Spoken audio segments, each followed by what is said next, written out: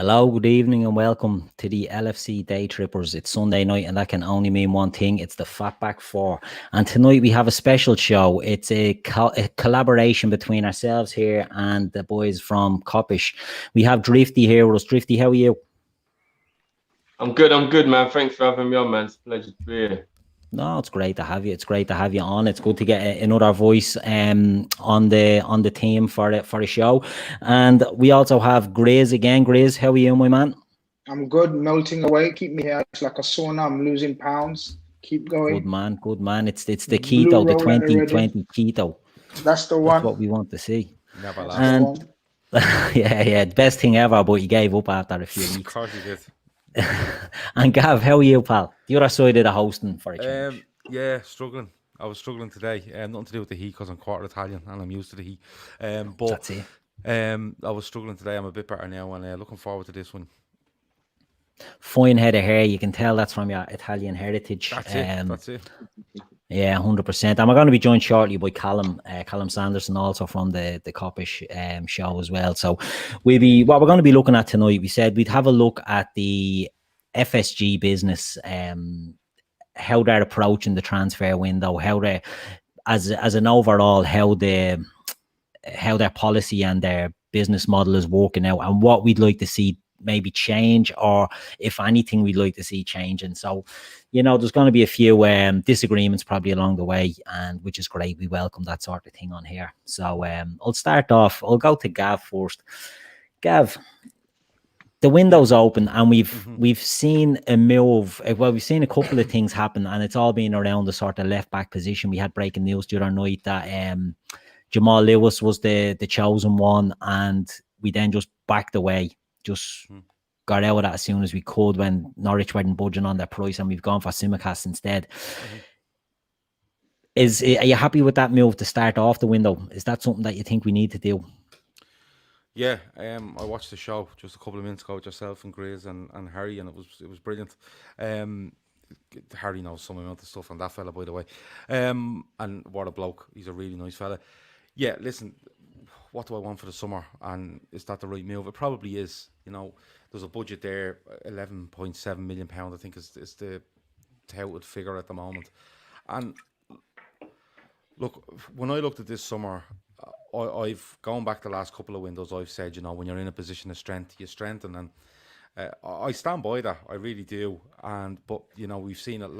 People will point to last season and say we signed nobody. Well, we didn't. We signed a couple of players, but they were no big name players. Adrian makes a big influence on the first 8, 9, 10 games of the season. But Klopp, after winning the European Cup, decided to more or less stick with his team and give them one more belt at the Premier League after being pipped by City. But going into this summer, I think a left back had to be a priority. We're putting stick and plasters on it. James Milner, no offence to him, but James Milner is getting older, and it's a hard job to play left back for Liverpool. It's probably the hardest position on the pitch, left and right back, to play for Liverpool. So one of them was probably, you're looking there, that's fine. Centre half, I thought we would need one because Lovren or Matip would go, and Lovren has gone. And I suppose, looking at it from now, I still like to see a centre half.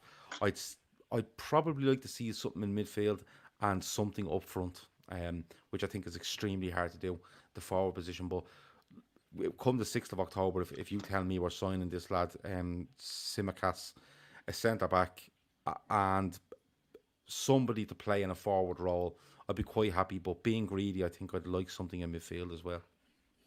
Excellent. Grizz, will come to you. Can you see there being a few more moves getting done, or is this it? Is this the left back cover, and all other promotions will come with it internally? No, I think there'll be more additions, but I think, going back to your question to Gav, me, I always like answering the questions that you ask others. It's just a habit of mine. But definitely, put your own spin on it, Chris. Definitely, it's obvious and it's clear that we knew what we're doing and we knew what we're looking at. Because one of the biggest gripes, my man Callum's here. I got to stop what I'm saying and give a big shout out to and salute my man Callum. You know what I mean? Apologies for being late. Thanks very much for having me, guys. Awestruck, I'm lost. I don't know where to start again now, man. But what I was saying is like, look, one of the biggest gripe of Liverpool fans during the summer, after seeing the way we play and the way our play is sort of slightly diminished when either one of the attackers drops out or when one of the fullbacks drops out. And boom, what we've done in the first week or so of the transfer window or whatever it is, we've gone and addressed that issue. Now, the other issue is, in my opinion, is obviously addressing the forward attacking options, which will be more of a patient thing. I can definitely say that will be a patient thing. And that is because of COVID. I truly believe if it wasn't for COVID, we were going to go big today. Sancho wouldn't be thinking about United if there was no COVID. You know, I'm pretty certain of that. Or Werner. We would 100% have had Werner or Sancho. But going forward, I can definitely see a centre-back probably next, in fact. And then it's a patience game. Then it's a game of patience because this window's long and there's a long way to go yet. And there's a lot of outgoings and ingoings. And then it's a matter of being clever and smart. And that's what we are right now. We're a clever and smart operation from top to bottom. And this signing proves so. You know, I'm sure a lot of the viewers that are listening now must have heard the show before where we had Harry the Greek expert, Harry the Greek. That goes well, doesn't it? And who gave us a proper insight into the lad. Even though he told me how to say his name. Tsimikas, yeah. Tsimikas, who you know could turn out to be a very shrewd signing. So I think I think we've started off brilliantly, and I think we'll address the issues that we need to address. The only one that I'm not confident about is we go big on an attacker. That's true. Drifty, I'll come to you for your opinion on what you'd like to see or how you think the window is going to go or what you'd expect, what you'd like and what you expect, maybe. Probably two different things. Oh, yeah. The gap is ridiculous between what I expect and what I want. Yeah. He could turn out to be one of the best backup players we've ever signed. So I don't know too much about him. But from what I've seen, Callum does know about him. He schooled me on him a bit, and he does look like a very shrewd signing for what we have, the way we play. So I'm not disappointed with this signing in any way, shape, or form. I will admit I wanted Jamal more. I really like Jamal. I've done a little bit of scouting on him on top of what I already knew, thinking he was going to be the one we go for. And I like everything about the kid. I think his ceiling is really, really high. I kind of feel sorry for him a bit now as well, because imagine being in a championship side, getting scouted by Liverpool, and then all of a sudden, that's almost like being asked to the prom by the best looking girl in the school, and then your dad says you're grounded. You'll be like, what? Like, are you really going to block me like that, Dad? Like, so I really feel bad for Jamal right now. I personally don't like the fact that I don't know if it's a coincidence or whether it's just me looking into it too much. Somebody went before we bought somebody. I'm sick of this. Like, seriously, you can't even ask me any more about this. I'm not FSG in and I'm not FSG out. I'm FSG spend some money. Do you know what I mean? That's where I am. So I don't really like the idea that. That's just because I know some people won't really know how I feel about it. So I'm just letting everyone know. I'm not in or out. I'm right in the middle. You know? I want us to buy a very adequate replacement for Lovren. Callum will tell you, look, I'm probably one of the few people who felt like, as much as he makes mistakes, he was the best fourth choice centre back in the league, and he only played a lot because we get injured. If Gomez and Matip weren't injury prone, and Lovren didn't have to play as much as he did, he was as good as you can get as a fourth choice centre-back, in my opinion. I was always worried if he left, it was only going to be promotion from the youth and we wouldn't buy an actual centre-back.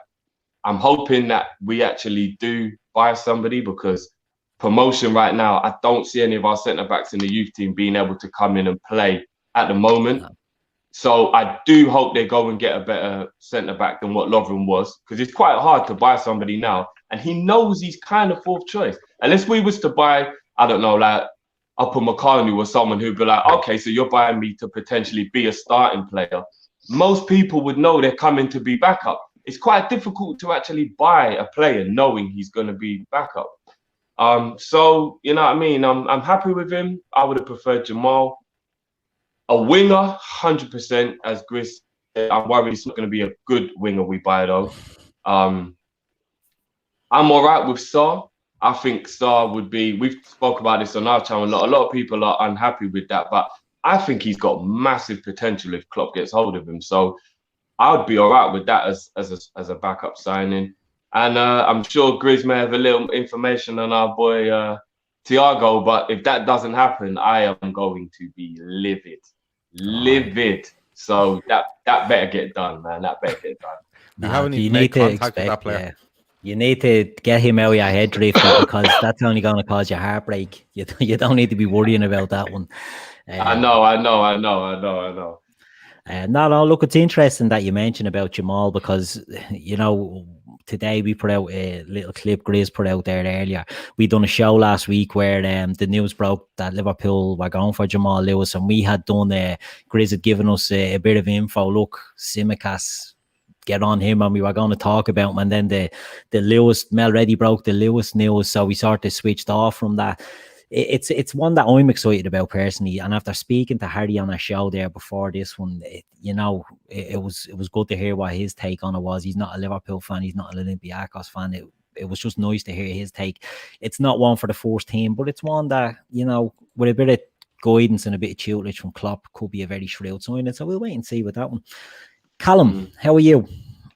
I'm good, thank you, man. Thanks very much for having me again, guys. No problem at all. Always a pleasure. It's great to have you boys on here tonight with us. What do you want from the window, Callum? I swear it changes every single day. I went into the window, definitely wanting Werner. Then I kind of understood why the club didn't want him. But then when I sat down and thought about it, it was like Klopp wanted him. I'm very much in the boat of if Klopp wants someone. If Klopp wanted to go and sign my brother, who's not a good footballer, I'd say he needs to go and sign him because Klopp's obviously got a plan. I'm that invested in Klopp when it comes to his signings in Edwards. However, I sit here now and the signing of Tsimikas, I'm very happy with. I'm sort of the opposite to Drifty. I wasn't massively sort of happy about going for Jamal Lewis. I thought he was just good. I just thought we were almost being lazy with our scouting going for Jamal Lewis. He's a player who's been relegated, so many people see him as an easy acquisition. He's a left back. I watch him play and I've never sort of watched him and thought he really stands out, whereas I've seen Tsimikas play a couple of times sort of against Arsenal, and again, I know it's not a high barometer using Arsenal because defensively, Arsenal as an outfit are pretty poor anyway. But I watched him play against Arsenal and he ripped them to shreds. Against Traore the other day, he pocketed one of the hardest wingers to deal with in the Premiership. Yeah, so I was like, I really want him. Plus, he's cheaper than Jamal Lewis. Now, I'm not in the whole wanting to just go for players because they're cheap, but if one player is cheaper and in my opinion better, then for me it's a no-brainer. So Tsimikas was someone that I really wanted, and I'm happy that seems to be going ahead because I think left back was the main priority this window. I also think a centre back, I think a left-footed centre back would be really good for us to acquire. One, because it would potentially give us a bit of versatility, having someone who could potentially play left back if there's an emergency situation. And two, because if we ever wanted to trial going three at the back, having someone who's a left-footed centre-back on the left of the three actually helps us with our versatility in the way we play out from the back as well. I'll be honest, I watched your guys' show the other day when you spoke about Evan and Dicker, and he seems a really bright prospect. I also like Zagadou from Dortmund as well. Yeah. Getting these players is going to be difficult though, as I like Ben White a lot. Obviously, he's not left-footed, but I like Ben White a lot. So I think getting a centre-back, I think the way to sell it to a centre-back is not all. I don't think that actually bringing a centre-back in to be fourth choice, you're actually there to compete with Gomez and Matip. I think if we use the sort of the narrative of being a fourth choice, we're going to struggle to find a centre-back sort of better than the Clavan standard. Yeah. But if we go in and we say, look, Matip and Gomez miss these amount of games every season, unfortunately through injuries, And I think Klopp's proven in his tenure that if you're good enough and you play well in a team, he's not just going to drop you just for the sake of it. So I think a centre-back coming in has a real chance of actually making a stand and giving themselves a really high chance of actually starting a lot of games next to Van Dijk. So I think a centre-back, Thiago is a player that I wouldn't even have thought about twice before we went into the window, but now we've been linked to him. I need Thiago. He's like the dessert before you have the meal. Like, you weren't thinking about dessert, but now they've shown you the menu. You're like, okay, I'll get the brownies and ice cream. I'll do it. I'll go home with a full stomach now. So Thiago, I really want. And then, just a wide forward. Again, ideally a left-footed wide forward, just to sort of mimic what Salah does on that side. I think Minamino can cover that. I think if we keep Origi, although I hate seeing him out on the wing, he can do that in an emergency role. But I'd like to see Origi sort of as Bobby's main backup through the centre. But just a left-footed attacking wide player. And that would be me satisfied in this window. Yeah, I think we're all sort of thinking along the same lines there. And you make a good point there about the centre-back, Callum. I think, if the rumours are to be believed, if they go for someone like, let's say, Mandy for 10 million from Real Betis 28, that's along the lines of a Clavan signing, isn't it? That's you're being brought in for choice centre-back. We're probably not expecting too much from you. But if they want to go for Ndicka, that's a project. Fair enough, he's only 20 or whatever. You can sell it to him. But Ben White is an interesting one, because if Ben White was to come in now, we won't go for Ben White, because I think Leeds have already bid something like 22 or 23 million and it's been rejected by Brighton. So he's going to go for serious money. And I don't think we're going to even entertain any bids like that for a position that we don't, it's not a starting position. One thing about Liverpool, I think they'll spend if they need to spend, if it's a gaping hole in the team. And we're in a position now where all our holes are just squad. It's not in the 11. Do you know what I mean? So it's a hard window. It's hard to buy. It's hard to sell it. I think, I don't know if Drifty, you said that earlier, or someone said it. It's hard to convince players to come in if they're not going to be starting and not going to be first choice. So it really is a difficult sell to get anyone. But I think if they do sign a centre back, because I don't think there's anyone in the youth. Keanu Hoover done a Q&A there online the other day, and they asked him his preferred position. He said right back. Doesn't feel physical enough to be a centre back. So that's him out of the running. So, and Vandenberg doesn't look ready. He looks 2 years away from being 2 years away. And then the other fella in Stuttgart, what's his name? Nat Phillips. Nat Phillips, yeah. He's not ready either. So I think that will have to be, unless the Fabinho one gets put back there. But that disrupts your midfield, really, doesn't it? So it's an unusual one. I want to skip ahead just on our agenda, just to one thing about the others needing to spend to catch us. A lot of people are panicking about what United are doing, what Chelsea are doing, what City are doing. We're in an enviable position, and it's a position none of us are familiar with. We've never been the ones to catch. We've never been the ones in the driving seat, Gav. So do you think it's maybe just we're conditioned to panic about these things, when if we look at it in the cold light of day, we don't need to do too much? Maybe a couple of new fresh faces is required, but overall it's not a major job that we need on the squad. It's a squad game, but I don't agree with adding players to a squad just for the sake of adding them. I like to see players added to a squad that are genuinely going to challenge the people in the first 11. There's no point bringing in a fella and saying, he'll just be okay if we need him for 4 or 5 games a season. No professional footballer should be signing for any team knowing that he's going to play 4 or 5 games a season. Let's be honest. But you mentioned there about other sides, and I was on to Drifty the other day, because he was saying about spending and not spending, and Arsenal spending and stuff like that. I'd ask people to go and look at what Arsenal have spent over the last 4 or 5 years. Manchester United are the biggest beacon in this altogether, and it's panic.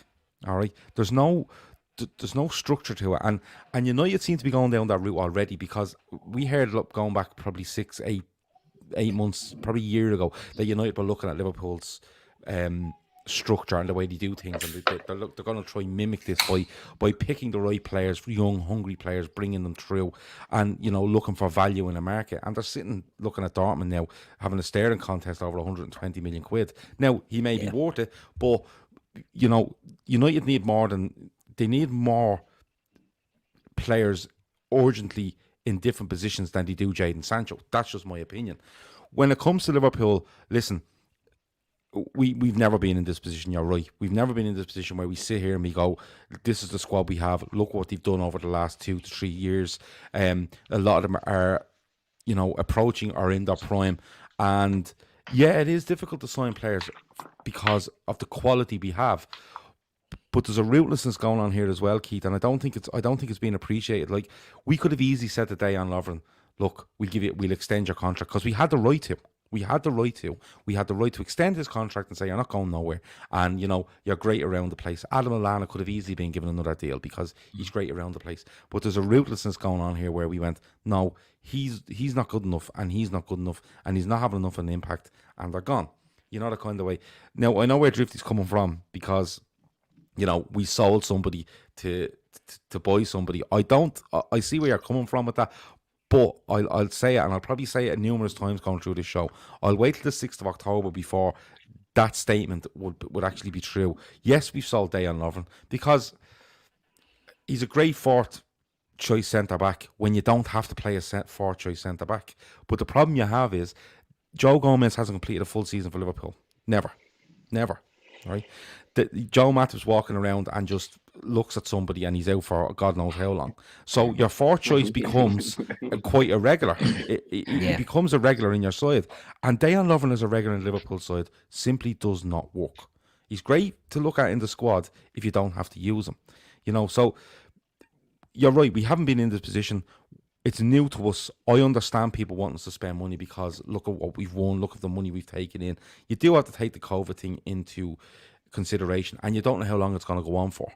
But I stick by, and people know I'm an FSG supporter because, quite frankly, 10 years ago, I was looking at the club I support literally ready to go out of business, and now I'm sitting here and they've won a European Cup and they've won all these other bits and pieces and they've won a league title. So I will always be grateful to FSG. The model seems right. I would have questions over some bits of it, which we'll get on to later. But overall, I think we have to wait until the 6th of October when the window closes, where we can fully evaluate what we've done and how well we've done it. Very good point. Drifty, I'll come to you next because, I saw your tweet about Arsenal, and I can understand the frustration. I think everyone can. It is tough when you see others. And before I come to Drifty, I just want to say, John put a comment in there about United and Chelsea doing what we did in 2018 when we spent over 200 million to catch City. But then not really, because we plugged 2 gaping holes in our team to make that change. And they're not doing that, in my opinion. They still have gaping holes in their team. So I don't think it's exactly the same. But look, only time will tell with that. But Drifty, are you worried about what the others are doing? I know Arsenal was more of a just if they're going to do this, it's what are we even in it for if it's Arsenal doing it? But are you worried about all your top side spending, or do you think that we're in this position and we don't have to do it? We don't have to go out and spend massive money. I mean, in relation to the Arsenal thing, I was using that because people think I'm always taking shots at Arsenal. Maybe I am, I don't know.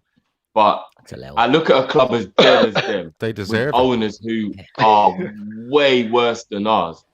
Yeah. And I'm thinking, so if they've spent triple the money we have, this isn't about who they buy, because I think they keep buying terribly. So it's not about who they're buying. It's just the fact that if they are able to spend this money, how can my club keep telling me we don't have money? That's what my problem is, because Man City and Chelsea could spend money all day long, and I know we can't even bat an eyelid at teams like that. Man United, I know we can't bat an eyelid at that. If Tottenham or Arsenal start spending more than us, I am not hearing the COVID excuse. I'm not, because there's no way those two clubs should be spending more than we are.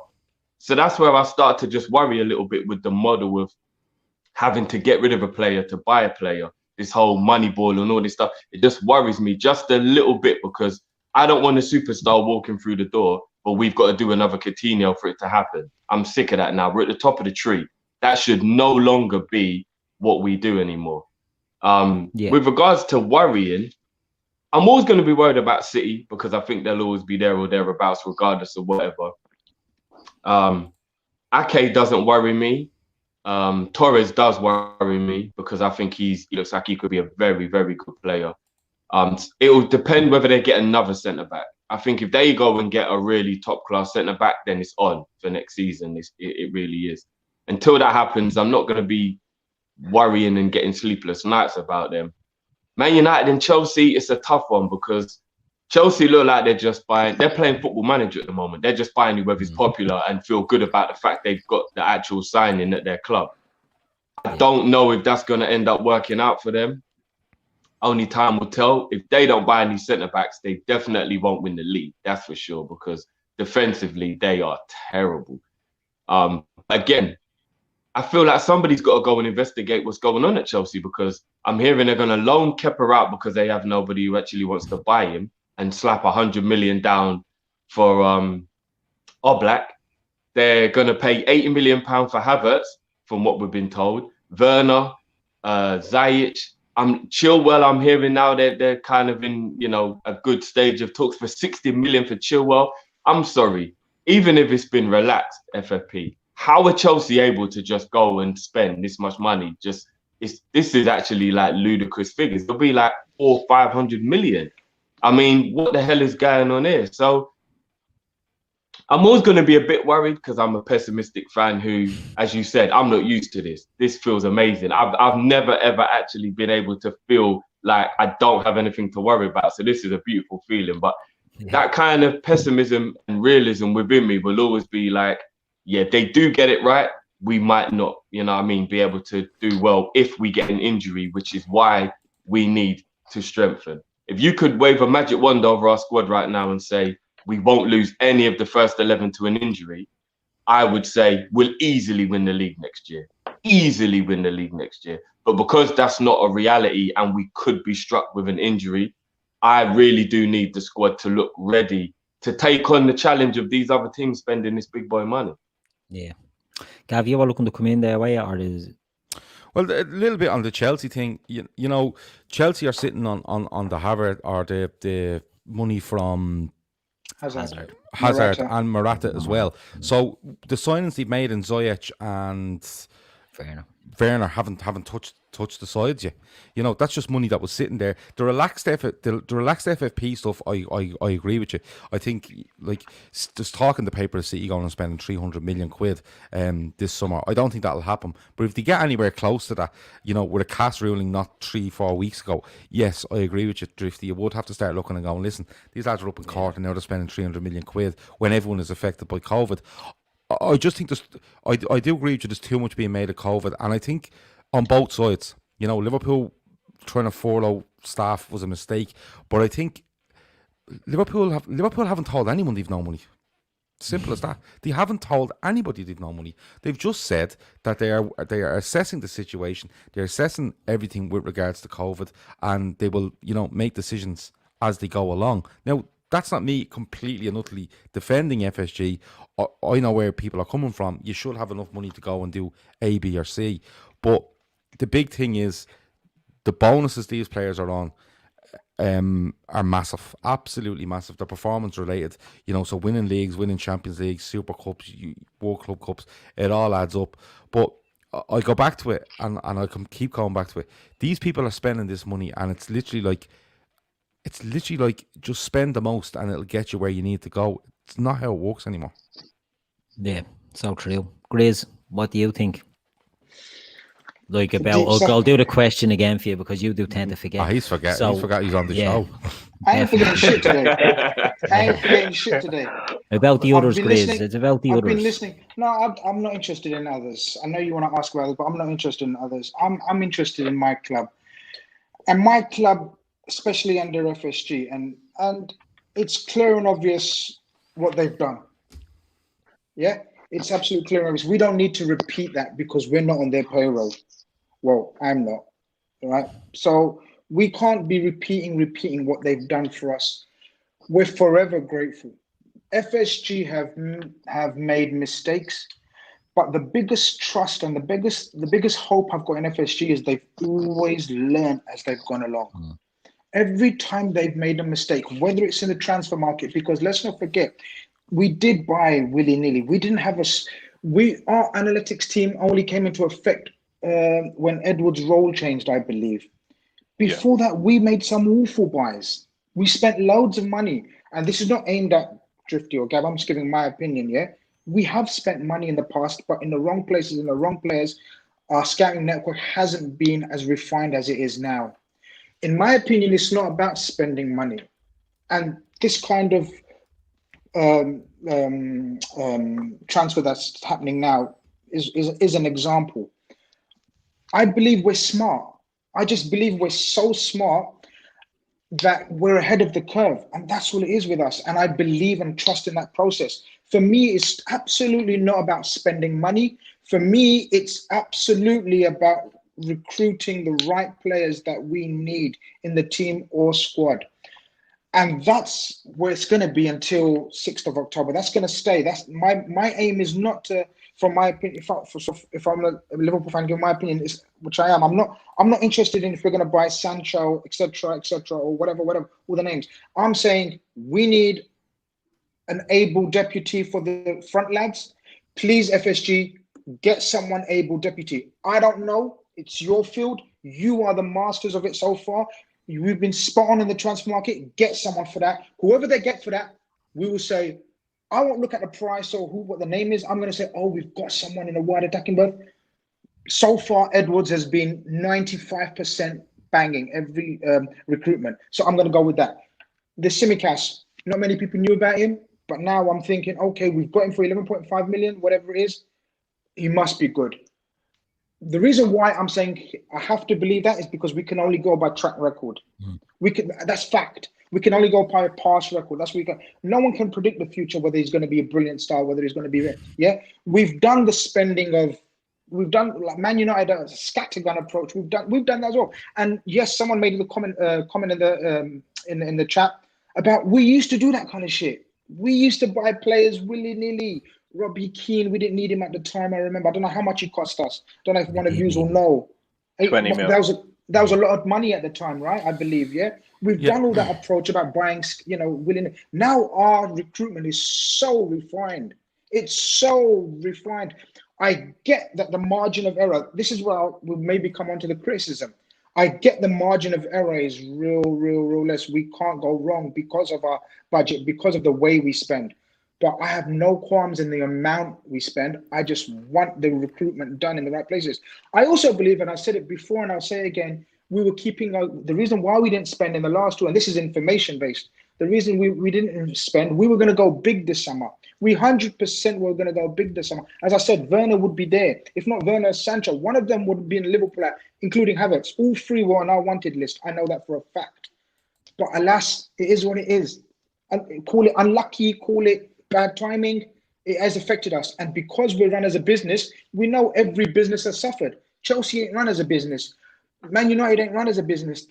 Man City ain't run as a business. They're different levels. So we can't compete with that. But the way we've competed with them so far, we will continue to do that method. And so far it's worked. So that's why I'm holding fire in terms of they need to change their philosophy until the 6th of October.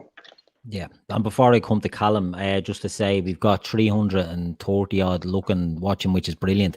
We're only on 105 likes, so if you can all smash that like button when you get a chance, that'd be great. And just as well to add, the Kop-ish boys are getting a lot of praise in the chat there as well. And for anyone that tuned in late, we're delighted to have Drifty and Callum on us tonight, so it's great to have them in for this special mashup. Callum, are you worried, or do you, as Grizz pointed out there, we don't need to be doing the madness that some of the other clubs need and are doing? What's your take on that? Are you worried about what the others are doing, or do you think let's just worry about ourselves, do smart signings and see where that takes us? I'm more in the camp of let's worry about ourselves, but I still do want to have a look at what others are doing. So when it comes to ourselves, I mean, we're top of the tree at the moment. Everyone's chasing us. So that to me suggests that we have the least amount of work to do, in my opinion. So again, for me, going into this window is about getting the right players. Price didn't really bother me. It's just as long as it was the right players that Klopp wanted, that would improve our squad, that would challenge the first 11. That's all I wanted. Great point. Now, again, I get the stuff with the other team. So I just want to say with the Chelsea thing again, I'm just kind of throwing this one back. I think it was Gav you're mentioning about the Hazard and Morata money was spent on Ziyech and Werner. I remember they also signed Kovacic and Pulisic. So that money, I think they've already spent that money and some. So Chelsea, I just think Roman Abramovich is just, again, pumping money into them because he wants them to be successful again. Yeah. He has, yeah. He's sleeping for a little bit. He's up again. But I look at Chelsea, and again, they're doing what we did back in 2013-14. You're stockpiling brilliant forwards. You're going to have brilliant games. Like Chelsea, probably going to be one of the most exciting teams to watch next season. But it's going to end in heartbreak for them because we've been there, we've done that, we've seen it. You can't build a house on shaky foundations. You can build a beautiful house, but the moment the wind hits, the moment you get torrential rain and stuff, you're going to see it crumble, and that is going to happen with Chelsea. They need a left back.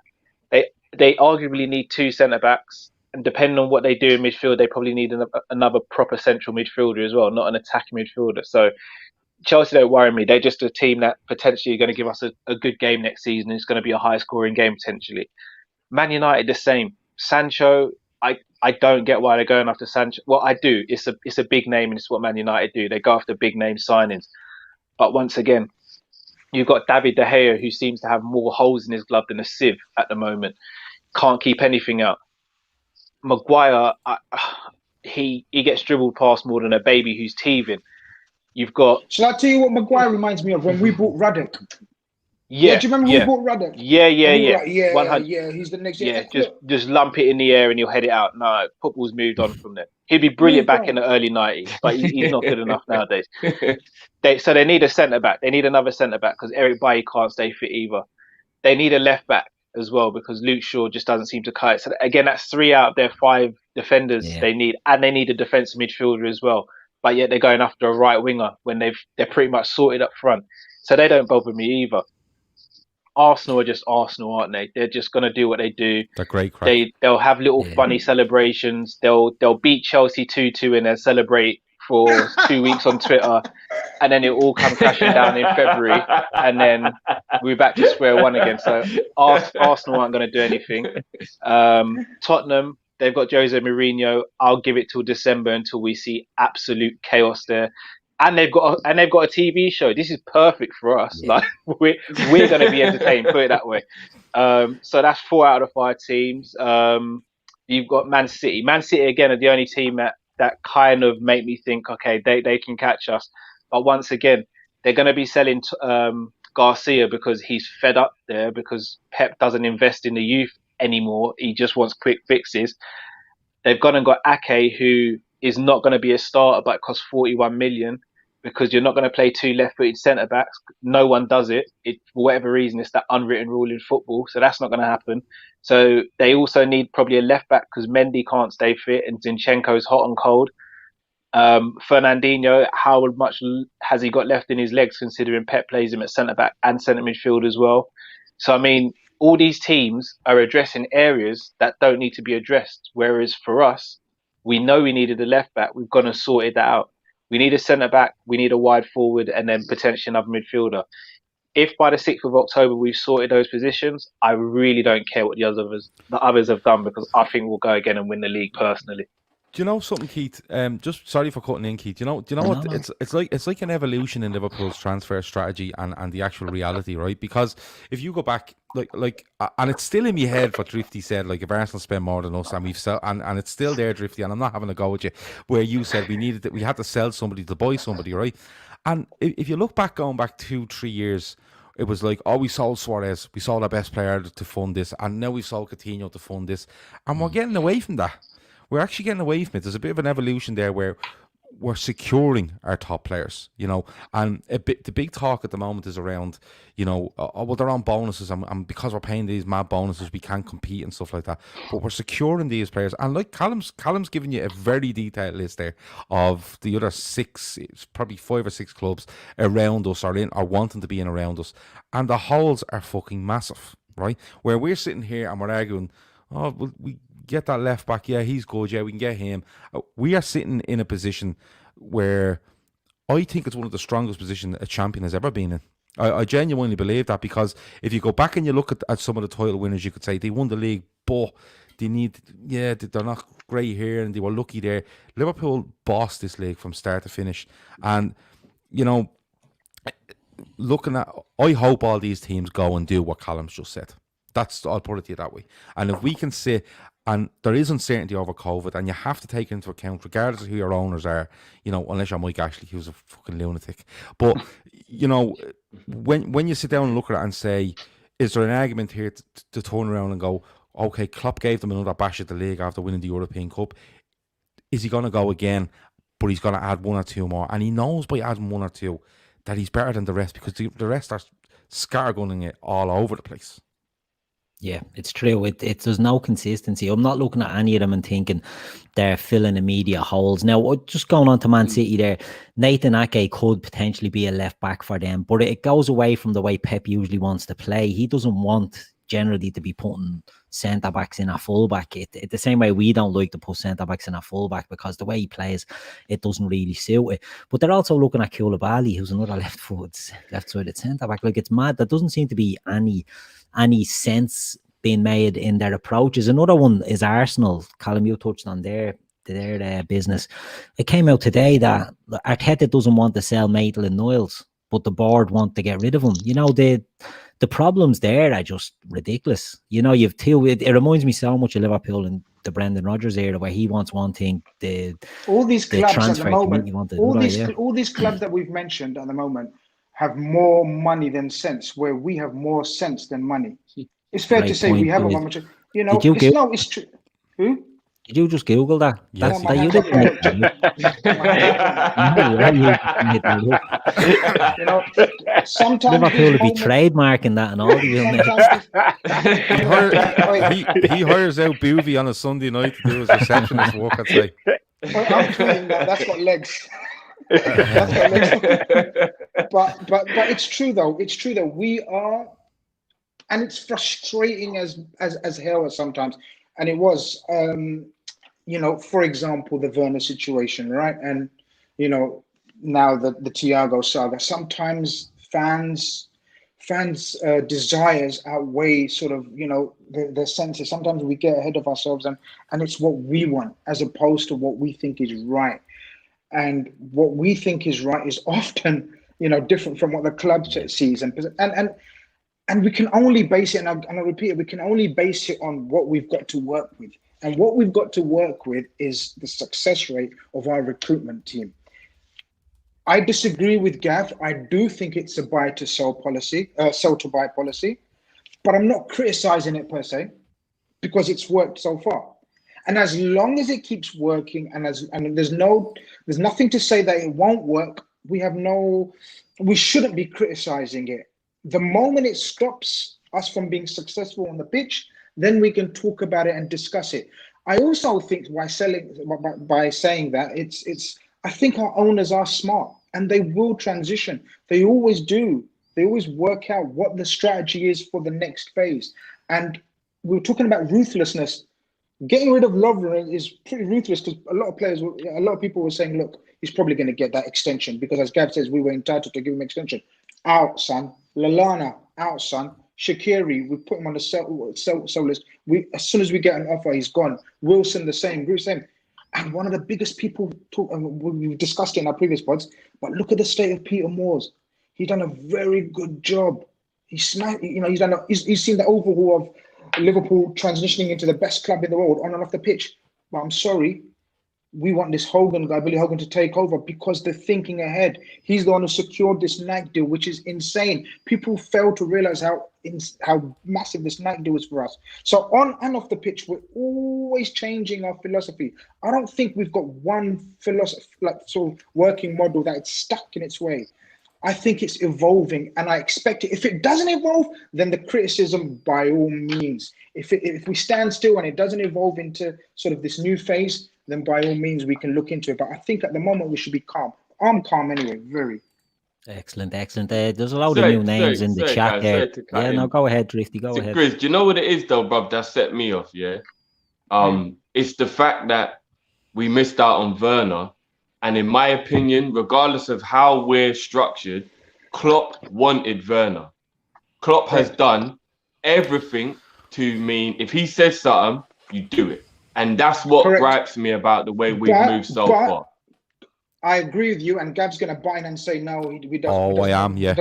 Yeah, I know you are. But the difference, I know you in it. But the difference is what I'm saying, Drifty, I agree with you, yeah?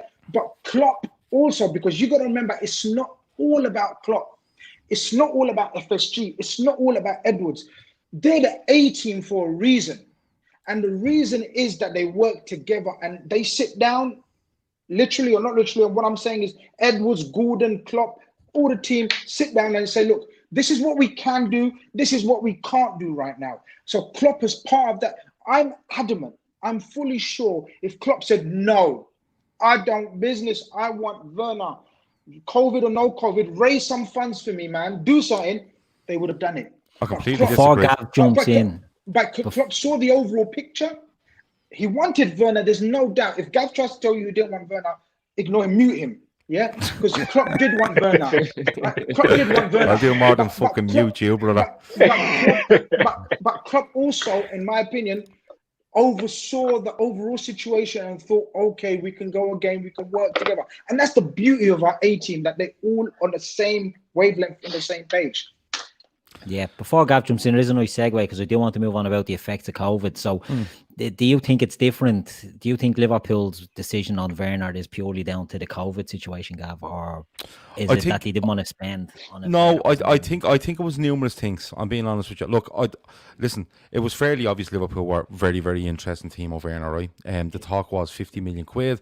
There was talk of, his contract running down and the release fee reducing as time went on and stuff like that, which is absolutely fine. I think Liverpool did try to be a little bit clever and let it run past it was April or May, wasn't it?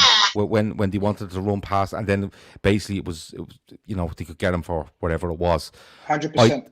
I think then they were unfortunate with the COVID situation, but I also think, I'm being honest with you, and people say if Klopp wants him, he gets him and stuff like that. And yeah, that might be the way. I don't fully agree with that. I think Klopp works as part of a team, and we've seen cases where Klopp has wanted a player and he's been advised to another player. Mo Salah probably being the biggest, the most high profile in that, and he went, okay, fine, yeah. If you think that's a better option, he's willing to listen to people. So, but I don't think Klopp walks around with a big stick, hitting people across the back of the head and shouting players' names at them.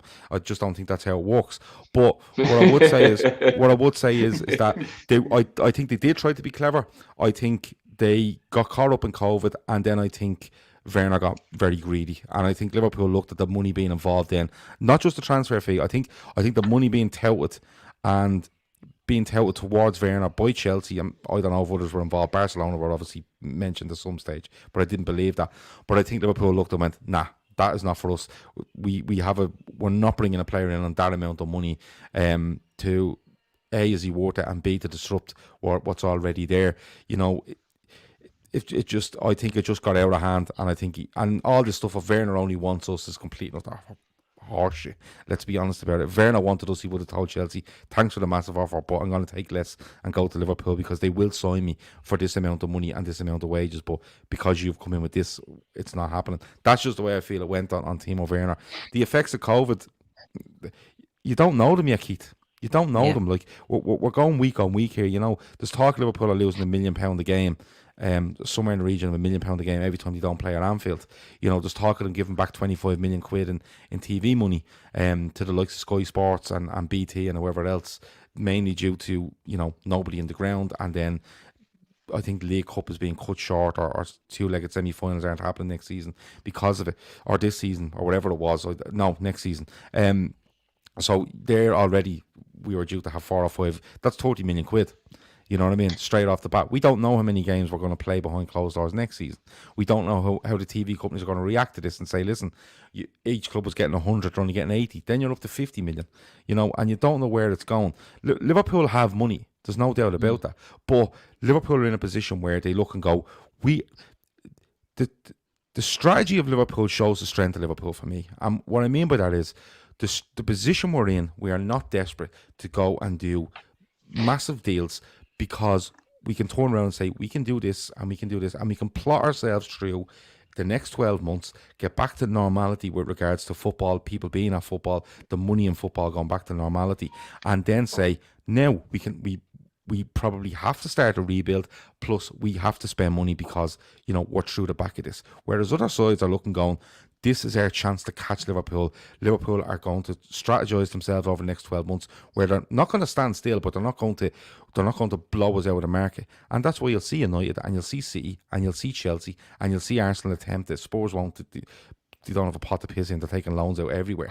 So, for me, it's just a situation one club to the next club is in. That's just how I feel on it, and I'll have a go at Liverpool, or players, or managers, or the structure, or the policy when I feel the need to.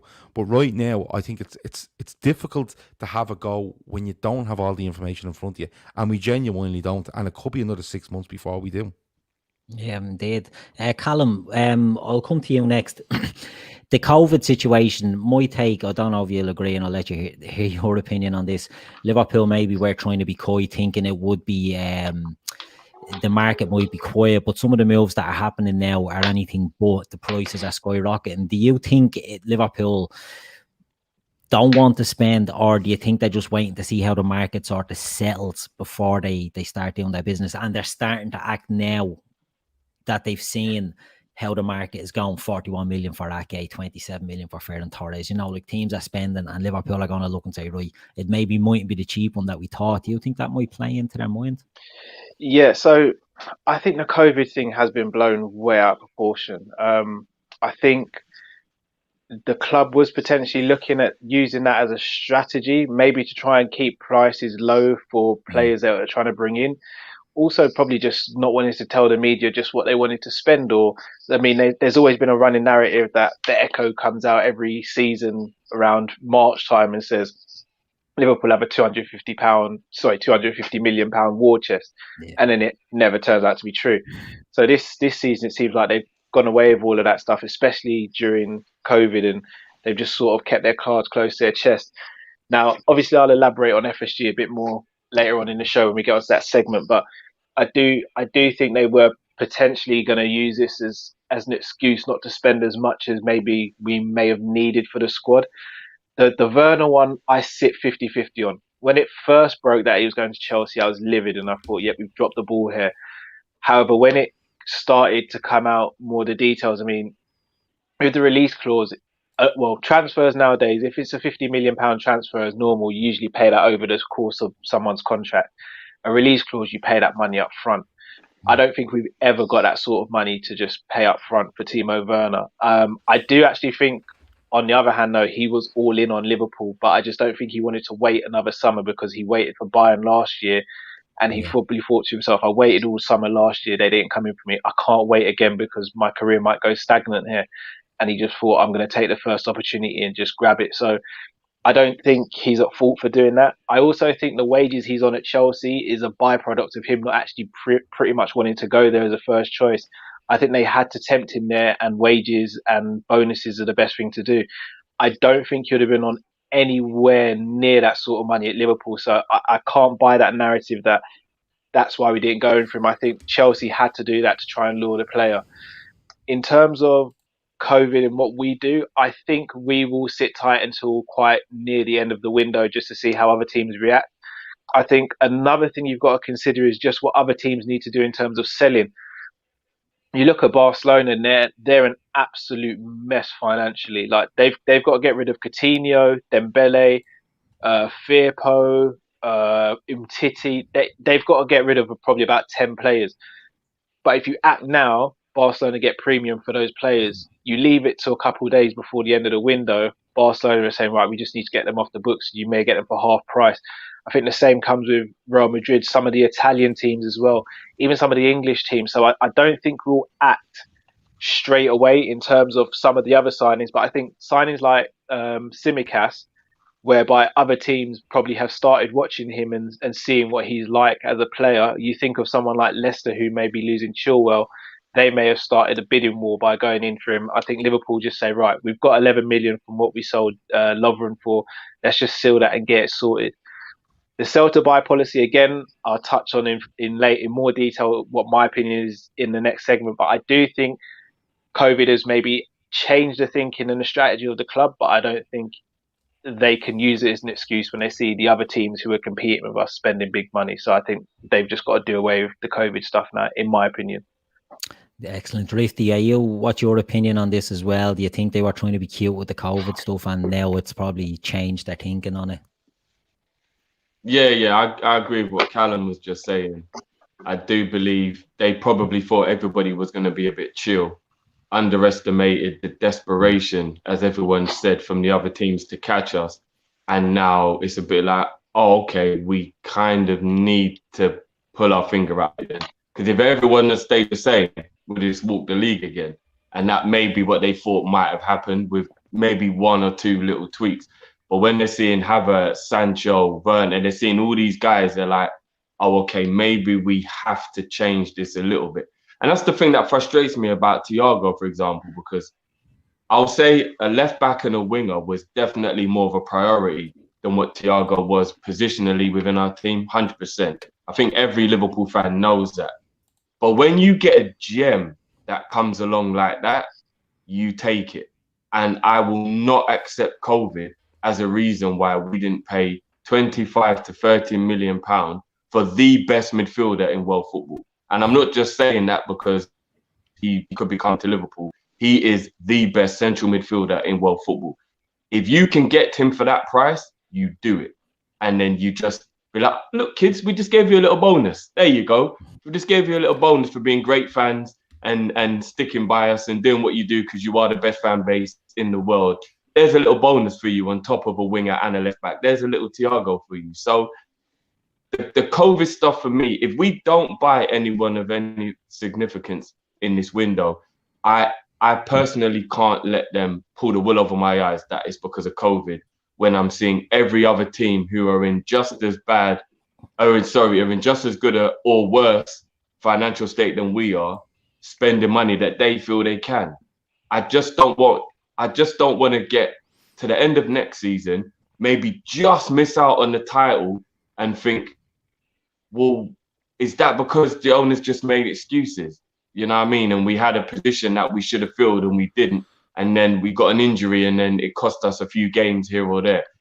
That's my problem. If everyone's spending, we don't need to spend as much, but I still want us to be pulling our finger out and plugging holes.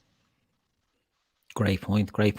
Before we move on, we've 379 now watching and 153 likes. Hit that like button, people. It's the little thumbs up. You can't go wrong. Great show so far. The chat is hopping in there. As I was saying earlier, loads of new names and faces. It's great. Throw the comments in. Man. And I'm a fast reader. Listen, you can't keep up on this far watching. Will you stop?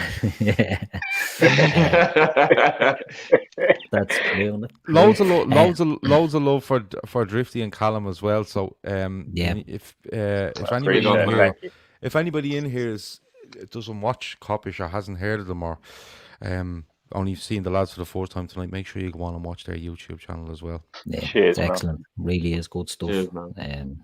Excellent. So we'll move on and we'll quickly talk about I'll go to you, Gav, about the bonus policy that Liverpool have, that it's heavily incentivized. As we all know, success it comes at a price, and it's something that Liverpool over the last 2 seasons have had the highest or up near the highest agent fees, which tells you the amount of negotiating that's been going on internally with their players. Is that something that you think is sustainable, or is it just the price that we have to pay, and as fans we just have to accept, which we never will accept? Fans don't want to accept that our new signing is a new contract for someone we already have, but it's something we do have to think about. The success is costing us. Yeah, it is. But in simple terms, it probably is sustainable because, the more you win, the more you get. If you don't win, they don't get as much. It is something like that. But I think it can cloud things as well because, people will say, I've seen someone earlier say the talk is that we've 175 million from winning the league. If that's a true figure, it's astronomical. Sorry. But yeah, you have to look at these players. Like, these players are probably I'm talking huge bonuses for the vast majority of them. Winning the league, winning the European Cup. I don't know if the win bonus is still there, if the goal scoring bonus, clean sheet bonuses. I presume they still are. I wouldn't say that huge. I wouldn't say that I wouldn't say that that's the massive part of it. I think it's the winning of trophies and whatever else comes with it. In simple terms, it probably is sustainable, Keith. But listen, you can only have so many on a certain wage. You can only go so high on wages for so many, because if you start lashing 10 lads on 200 grand a week and they're getting an extra 30%, or are getting a big lump sum at the end of the season if you win the league, it's all right if you have 4 or 5 of them on it. You can take that. But when it gets to 10 or it goes up, then you start to worry, does the actual bonus that you're trying to give outweigh what you're taking in when all things is being considered? And that's another point where you have to look and go, we can't, the transfer fee, 40, 50, 60 million, okay, most of them are structured over the 5-year term, because most players who are big players sign for 5 years. You sign them for 50, you give 30 up front, you pay the rest over the 5 years and stuff like that. So, but I think it is sustainable, Keith, but only to a point. And that's where you will get people getting itchy feet going, well, if it's only sustainable to a point, when do we get to that point? And when we get to that point, what do we do? I.e., do the owners turn around and go, listen, we can't sustain it on our model anymore because we need to keep adding top earners to our squad, and soon enough the amount of money we're bringing in just can't keep up with the amount we're trying to give out despite the success. Yeah, Grizz will come to you. It's a good point that when you see players constantly being linked, and look, we can use Werner. He's getting what, 250 a week, is that at Chelsea, or more than that? If he comes into Liverpool, it immediately puts him as the highest earner. Now, I know Liverpool would have been negotiating with him. He wouldn't have been getting that to come to us. Chelsea come in and throw that money to entice him. But it is something that we have to remember. I think Salah could be the top earner ahead of Van Dijk on around 200k, and it's hard to get them in now under that, So are the Minamino and Tsimikas, if he comes in, are they the signings we will be seeing more so than the big shiny blockbusters? Even Thiago, I don't think, is on huge wages at Bayern Munich. I think they wouldn't be smashing the structure to get him. What way do you think it'll go? We're sensible. Again, we're smart, we're clever, we're savvy. We underestimate how savvy we are. These deals that we talk about now and that come out in the media, the likes of Mane, Virgil, Keita, Salah, all these highly sort of, it's all about success will increase your wage. We had to get them in. Hungry players, gave it all. They knew there's rewards there. Again, FSG can't sustain this working model going forward, but that's why we're increasing the marketing of the pitch, so we can finance that if we have to. See, so for example, this night deal will help with stuff like that. Our sponsorship deals, so we're always working our working model. I know people always say they've got one working model and it's just Moneyball. It's not. It's very flexible. If we need to spend, we will spend. It's all a matter of it's just being smart, Keith. It's those deals at that time. So we go back 3 or 4 years. Those deals are the ones that were were needed at that time to secure those players, to motivate them into the success they're bringing to the club right now. Yeah. Now we work towards a different model. Future. I don't think Minamino and you mentioned the other player.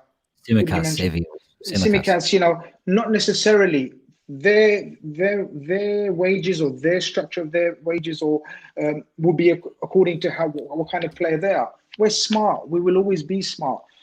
That's what I mean about we can only sit back, try to relax and enjoy the next phase.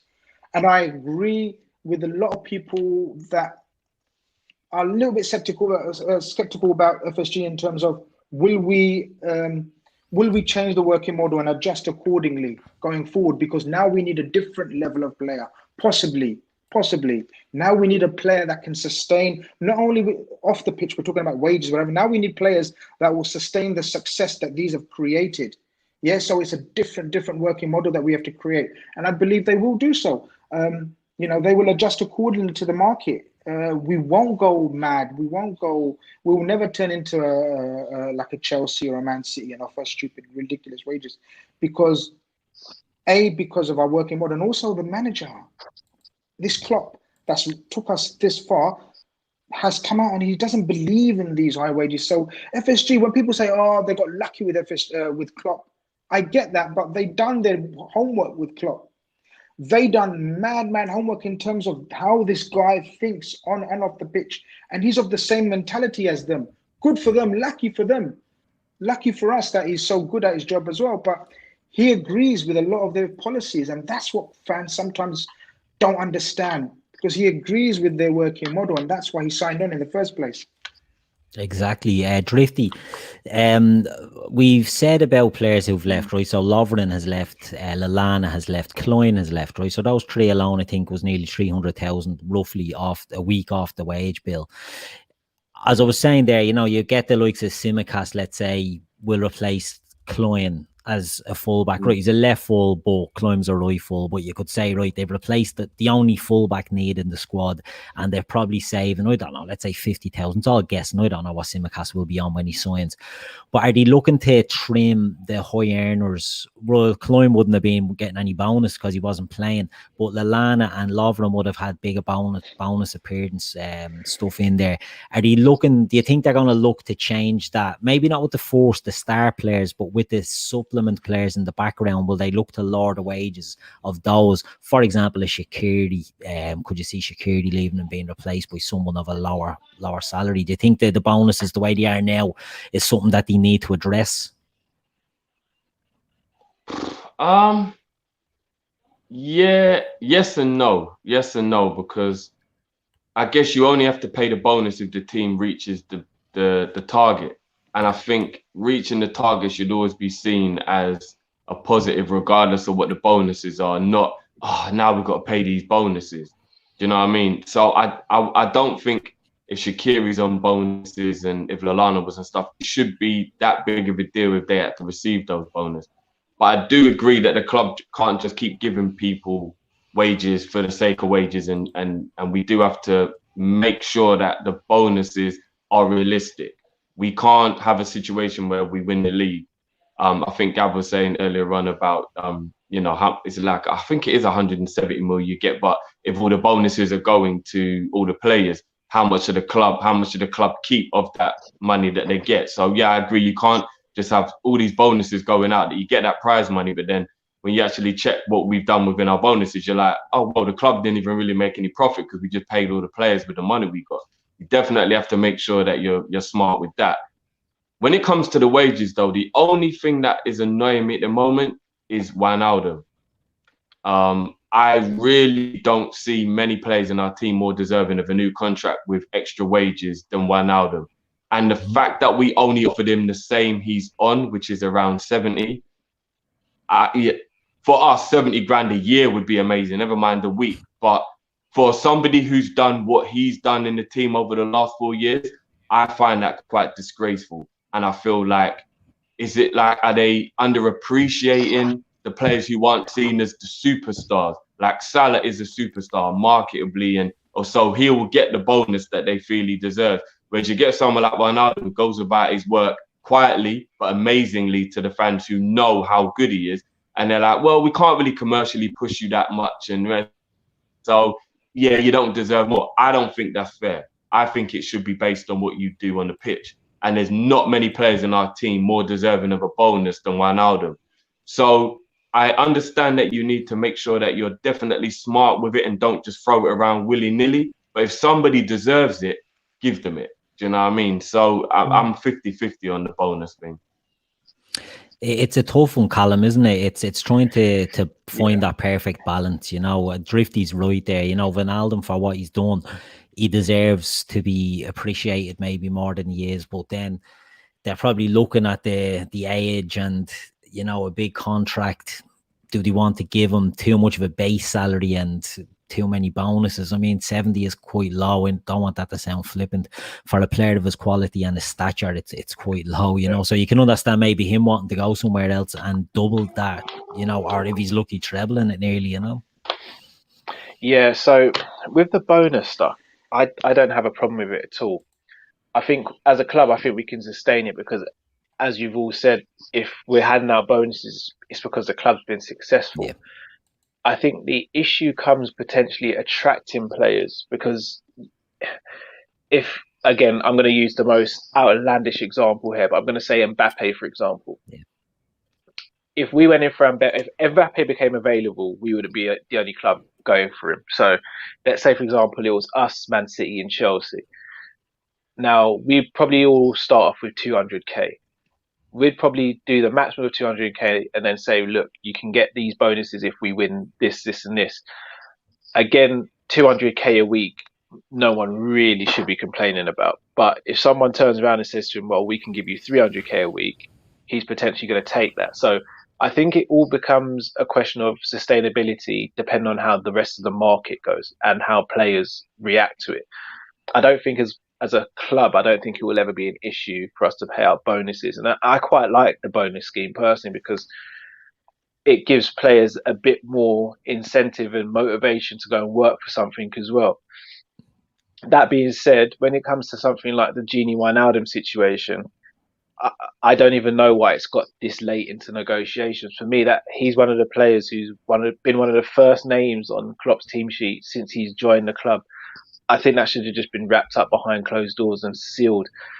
My worry is with Wijnaldum is he going to be used in order to potentially get Thiago, which would annoy me. And again, this is nothing to do with the sell to buy policy. And again, I'll go into my thoughts about sell to buy shortly. But for me, this is the whole, let's not sell one of our prized assets to bring in another asset. Let's couple the two assets together and make something amazing. So with regards to Wijnaldum, it worries me that nothing's been sorted yet. However, I do remain quite optimistic with that one because he's not shown any signs of being discontent there, and he seems quite happy in and around the club still. Obviously, he seems to get on really well with some of the players there. So I think we'll keep Wijnaldum. But I'm quite happy with the wage structure. I don't want us to become a club like Man United where we're known for throwing 400,000 at players like Sanchez and De Gea, and then it comes back to kick us in the arse because you do that, it sets a bad precedent. Because if Sancho, for example, is going to go Man United now, the minimum they can offer him respectively is 250k. Anything below that, he looks at them and says, "You're having a laugh. You're going to put me on half of what Sanchez was on when all he really did was play piano at Manchester United." That's the highlight of his time at Man United, is playing the piano. So it's like, I don't want to become that sort of club, but I also don't want to get left behind by the rest of the pack either. So it's finding that happy medium. Yeah, it is true.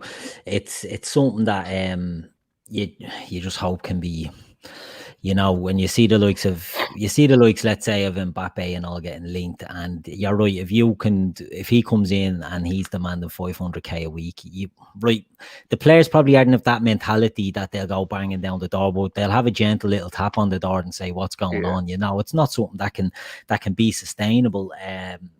And even at a lower level, you know, Sancho at United is a great example because he is going to go in there and he's only, 20 years old? Yeah, 20 years old, 11 England caps, 2 seasons in Germany, and then he's an excellent player. I'm not trying to do the chap down at all. He's an excellent player, but he's going in there on 250 grand a week. I don't think Martial's earning that. I don't think Rashford's earning that. I don't think, there's a lot in that squad. Well, they've overpaid a lot of them. There's some of them that aren't on that, and it's going to just cause problems, and the ripple effects will be great on that. So we don't want to go down that route. It's a slippery slope, and it's not something that we really want to get into. Well, again, I want to say again, a lot of comments there saying they're enjoying the link up with the Kop-ish lads tonight, which it's going down great, brilliant.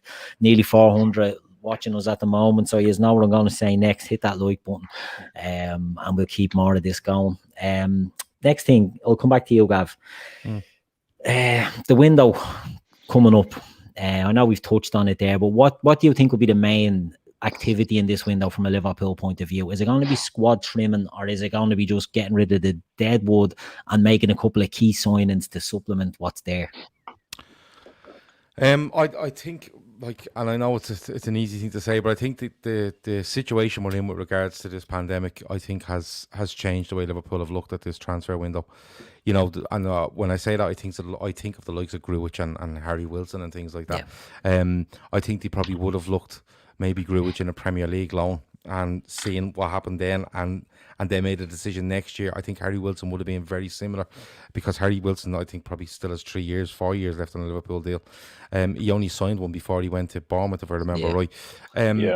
But when it comes down to it, they've trimmed a bit off it. Obviously, like you've mentioned before, Klein, Lovren, Lallana, and a few more have gone. Lesser known ones have gone, but this window, I think, do you know what? I think they might take the plunge a little bit. I think they might turn around and go, right, Harry Wilson, Xherdan Shaqiri, Marco Grujic, there's talk coming out that there's no loan deals. If you want them, you pay for them. And I think that might be the way they'll go. They go, listen, just say for argument's sake, there's 6 or 7 players there that we can get rid of. We can bring in 2 good players, really, really good players to complement our first team squad. And I think that may be the way they go. I agree with Callum and Drifty too, as well with regards to Gini Wijnaldum. I think it's going on too long. And what I mean by that is, I'm not saying just make him sign the contract or sign it, get it done. There's something going on there on both sides, I would presume, but it is going on too long. You're leaving it now where we've spoken earlier about, and Callum said it, going towards the end of the window and approaching clubs, and you get players at a better rate. When Wijnaldum's losing value day on day, it could be a case the club have decided, look, he's done 3-4 seasons at Liverpool now, full tilt, and he wants 3 more years, and we don't think he can do it. But I'd like to see him sign. I'm being honest. I think he's been brilliant for Liverpool. I think he's different to a lot of things we have in midfield. So I think he will trim a few out, looking to fund 2, possibly 3 more in. And I'd like to see Wijnaldum signed. And I don't think Thiago would depend on Wijnaldum anyway. I'm just throwing it out there, so Grizz will get annoyed. Grizz, Thiago, talk to me. Radio silence on Thiago. You know that. No, I'm only joking. I'm only joking, Grizz. I'm only joking.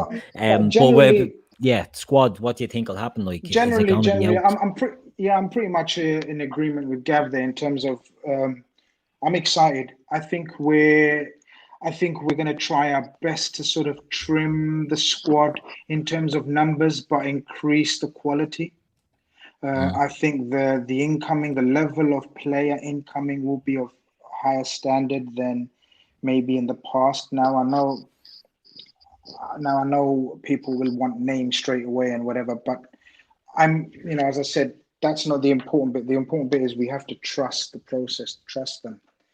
And all these players that we've mentioned, Shaqiri, Origi splits the camp, but for me, I know we rejected a 17 million bid from Villa, for example, last week. Ridiculous. We know what he's worth, but because of COVID, we have to adapt. Everyone has to adapt, and that means we have to adapt to sort of our expectations of our players' values as well. We know. I know Wilson had Bournemouth had an obligation to buy 23 million if they stayed up. That's gone out the window. So we have to take all these things into consideration. I'm fairly certain we will have to be patient. I'm fairly certain we will try to rid our squad of players that have not been no use to us. Agree with Gav, and it's been come out now in the media, and I said it weeks ago, that we're not looking to loan any of our players now. We're looking to sell them. We want hard cash fees for them, and that's a sign of progression for us in terms of our mentality as a squad, as a playing 11. We know we want players to come in. I can't remember, one of the brothers said we need players to come in now, not happy to be there, but really challenging for a spot. And that's where about this Tsimikas, and one of the reasons why we may have opted for him over Jamal Lewis. You know, we've spoken to Harry before the show and on a different show, and Harry told us about how at Olympiacos he's expected to win every single game because they can't be allowed to drop a point. So he's coming with that mentality. You know, Jamal may be of a different mindset, happy to be there. You know, sort of, he, you know, in his mindset knows Robbo's king. I'm happy to be here. I'm young. My time will come. Tsimikas will come because he's not about to be sort of just sitting there. He's a Greek international.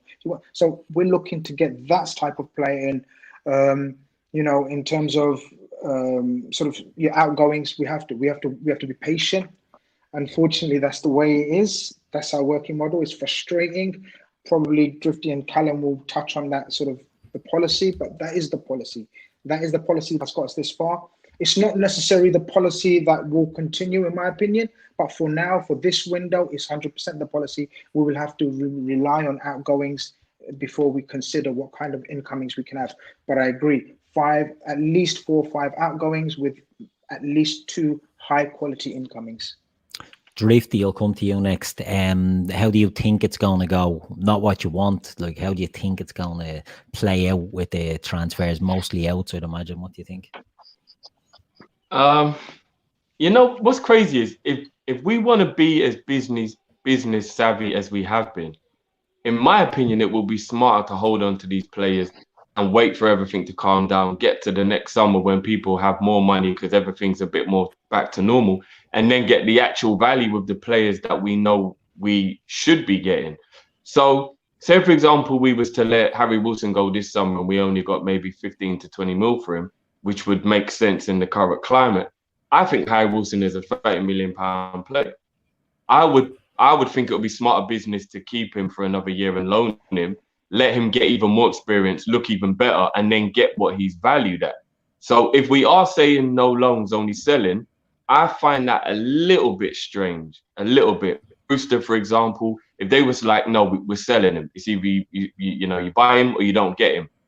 He's on a long-term contract. Let him be loaned out again. Let him do another season at Swansea. It's 10 million added on top. If Klopp doesn't want him, that's more money you can get for him when things are a bit back to normal. So I'm a little bit torn between whether I think it's sensible to sell our young players this summer or not. I think 1 or 2 probably will go. I've got a feeling Grujic will probably be the one that will definitely go. Arguably might be the most talented though out of our players, which will be a bit of a weird one, that he's probably the one more likely to go with the more talent. I really hope Origi doesn't go anywhere. Everyone who watches Kop-ish knows I love that guy. I don't feel like he's given enough chance at Liverpool, and I definitely feel like he can deputise for Firmino. Don't like him out wide. It doesn't make any sense. I don't know why he's played there. I'll be annoyed if he goes. Shaqiri, I'll understand, but I will be upset to see him go. I think he is a very, very good player who, through injuries or just unforeseen circumstance, hasn't been able to show Liverpool fans just how good he is. But he is a very, very good player. Maybe he's kind of a victim of not fitting our system because we don't really play with that number 10 type player. Yeah. And he's not really a good wide player in our system. You know what I mean? I think it's shown he can't really play out wide in our system. So it's a shame, but I understand why he'll go. It better not be for like 10, 15 million though, because again, I think he's a 25 to 30 million pound player. And I would rather see him go for the real value with the player rather than, we're just getting him off the books for the sake of getting him off the books. Realistically though, I do hope we at least get a winger. If somebody said to me, we can only get one other player, as much as I want it to be Thiago, just just because I just love the guy. It does need to be a winger. It does. It needs to be a wing forward. God forbid anything happens to Mane or Salah, we have to have cover. Real cover, not Origi's playing there or Shaqiri's playing there and everything changes and it's not quite the same. We need real, adequate, proper cover for one of those two. And not even just for injuries. Let's avoid injuries and let's rotate. Let's have a player that can come in and we can still play the same way. And we don't have to think, God, why are we playing him and what's going on? And you know what I mean? And then on top of that, I just want to see some youngsters come through. I definitely want to see Jones come through. I think future Liverpool captain, special talent. Can't wait to see him get some real game time. And Nico as well. I hope Nico comes through. I think he's a very adequate debutant for Trent. I think he's going to be pushing in a few years. So yeah, I would definitely say don't sell the players for the sake of it. Make sure we're actually getting the value of the player. And please get a backup for Mane and Salah.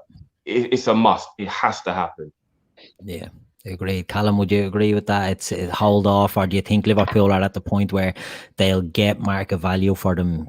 Michael Edwards will get the money that he feels is adequate. I'm split. I think Michael Edwards can pretty much do whatever he wants. He could probably sell anything to anyone if he really wanted to. The guy's just so shrewd. I think I get where Drifty's coming from, but I think one thing we may have to look at, so say for example, Shaqiri's a £30 million player. We may go in for a player who might usually be £30 million, but may now be 20 because of COVID as well. So even if we sell Shaqiri for 20 and buy that player for 20, it still balances the book. So even though getting 30 may look prettier, as long as we get the amount that covers someone else, then it kind of weighs up the same. So I think even though our players might be slightly lower valued, I think players that we go for might be slightly lower valued as well, which could help us. But again, I get where you're coming from with that.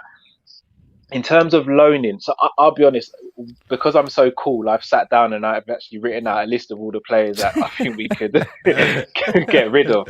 And I actually think we can like really trim the squad down quite a bit and actually recoup quite a bit of money. So I thought you look at someone like Shaqiri, Wilson, Lovren's gone, Lallana's gone, Klein's gone.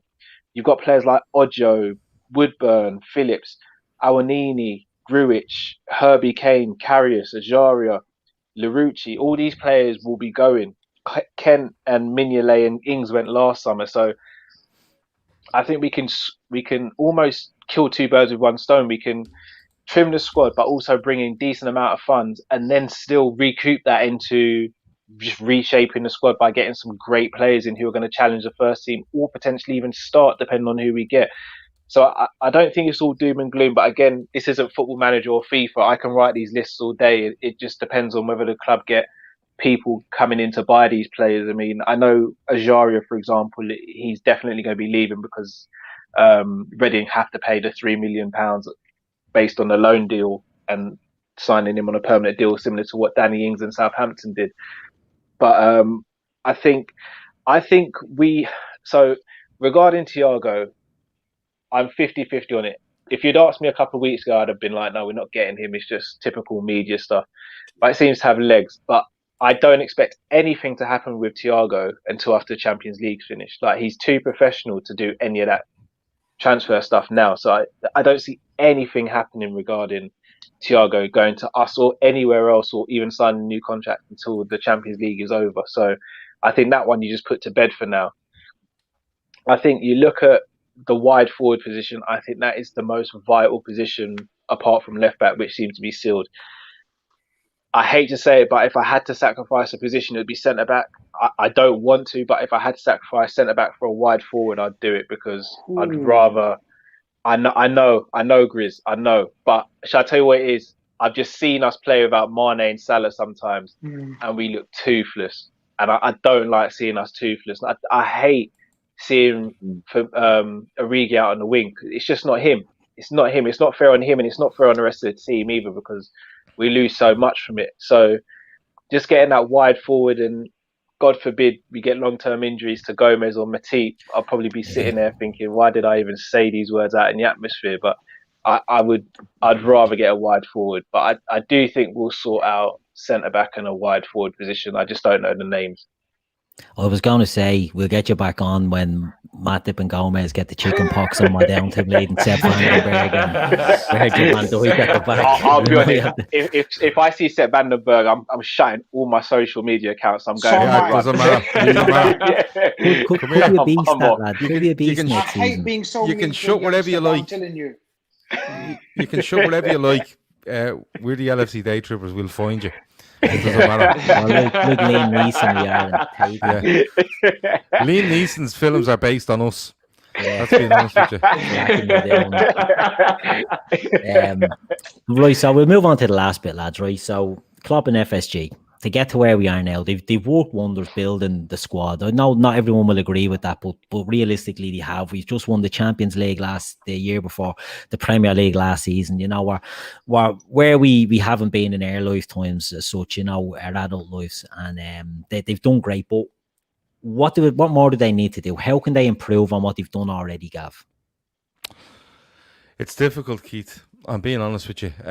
You know, I've said on numerous shows over the last couple of years how, you know, Liverpool stood still from the early 90s right through to possibly until FSG took over with regards to the stadium, with regards to revenue we make both at the ground, around the ground and outside of that, whether that's merchandise or whether that's sponsorship.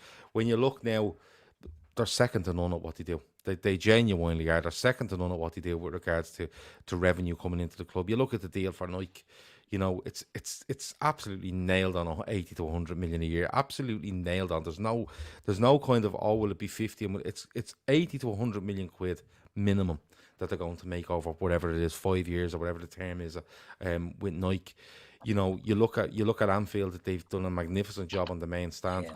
That does talk about the Anfield Road end, and I think eventually you'll probably see something in the Kenny Dalglish stand. And if it goes on, you'll probably see the Kop being made bigger as well. But that all depends on infrastructure as well. But then you look at they brought Jurgen Klopp to the club. That's all you have to say on these people. They do make mistakes. Grizz said it earlier, and we've all agreed that they made mistakes. The furlough was a mistake. The £77 tickets was a mistake.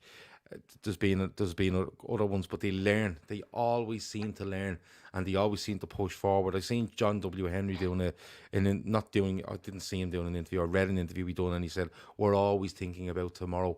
And I believe him when he says that, because they seem to, stage by stage, make this club bigger and better. You know, it's the biggest club in the world for me, but the way the way they've built it and the foundation they've set it on, you know, is phenomenal. How did they get better? I think they can maintain what they have now, Keith, but I'm being honest with you, and I've said this to Grizz off air, I've said it to a load of the lads. I think they sell the club. I'm being honest with you. Yeah. I think it will get to the stage where no matter how many night deals you have, or how many advertising hoardings you have, or sponsors on your sleeves, your socks, whatever it is, there's only so much you can do to keep pace, no matter how big you are, with sovereign countries, and that's just the reality of it all. You know, when you look at the likes of Manchester City, Newcastle were nearly bought over by a group of people that dwarf Man City's wealth. You know, you look at Manchester United now. I think we can go and compete with Manchester United, money wise, over the next probably 3 to 5 years, because of the trajectory we're on and the way they are going about their business. I think both of those clubs could sit side by side with regards to making money and generating money. But I genuinely think, I think Shawnee said the other day, Liverpool are probably valued around 2.6 billion at the moment. Two options: you sell part of it with the person coming in guaranteeing that they will put an X amount of money into the club, or you sell it. And I'm terrified of selling this club, I'm being honest with you. Grizz, can you see selling the club an option, or how do you think they'll take it forward? It's difficult. I agree with Gav. Taking this club forward in the existing working model would have to be 100% success rate in everything they do.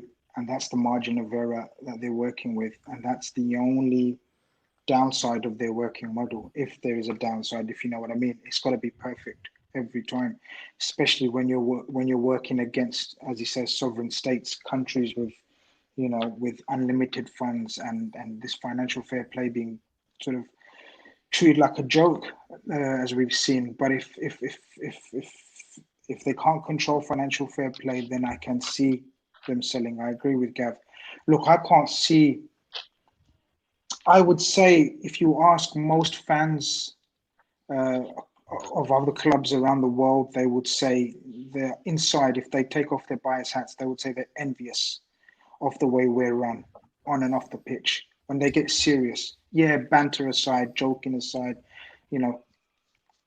crack all your jokes, but we're the most well-run club from top to bottom, and the way we've done it is admirable. And we forget how we got here. We forget how, just like we scrutinize every signing that plays for us, we scrutinize every backroom staff signing, every coach, every fitness expert, and it leads back to the way we recruited Jurgen Klopp. We had Ancelotti and Jurgen Klopp it came down to, but we done so much homework. Our background checks into how Jurgen Klopp thinks about football, how he thinks about clubs, owners, management, everything.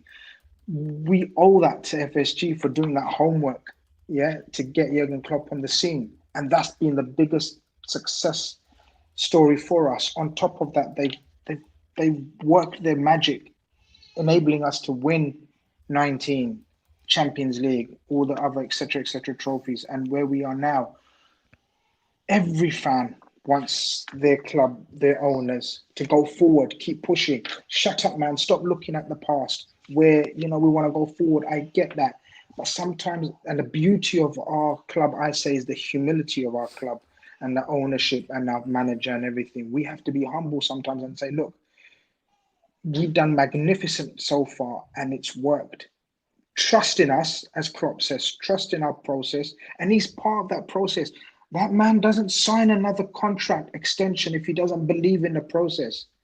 So stop talking about Klopp. This Klopp doesn't agree with, man, he must be screwing any top level manager working under FSG, man. No, he believes in the whole system from A to Z. Hence why he's signed that extension. And he says, and he'll say it again now, probably next, the next phase is, stop doubting, still believe. And some of us, unfortunately, because we're human and emotion and sort of our past, works against us sometimes, we are insecure. We're always going to be insecure because of the last 30 years that we've had to endure. But Klopp's took us this level with the motto of like turning doubters into believers. And we have to carry on believing. And believing is like, you've got to see. To believe, you've got to see. And we've seen the success. So we've got no reason to stop believing, in my opinion. It's very difficult to maintain this against some of the mega giants that we're up against, countries that we're up against, but I believe in their process. And I think they're smart. I think they're smart in terms of when they know they can't compete anymore, when they know that their working model can only take us so far, then they will sell. And then you're in the lap of the gods, who we sell to, how we sell, and what the next owners are like. But at the moment, I'm very, very okay with them. Good stuff. Callum, what about yourself? What way do you see them going forward? So with FSG, I'm split right down the middle. I fully get where Grizz and Gav are coming from. I really do. I think one thing I disagree with is the whole aspect of that they saved us. And I use this analogy a lot. If I walked down the road and I saw a car that was on sale for half the price that it should be on sale for, me buying that car is a smart business acquisition as opposed to me saving the car. That doesn't mean I dislike FSG for buying Liverpool. I don't like the narrative of them saving us, because if they didn't buy us, someone else would have ultimately bought us. We are Liverpool Football Club.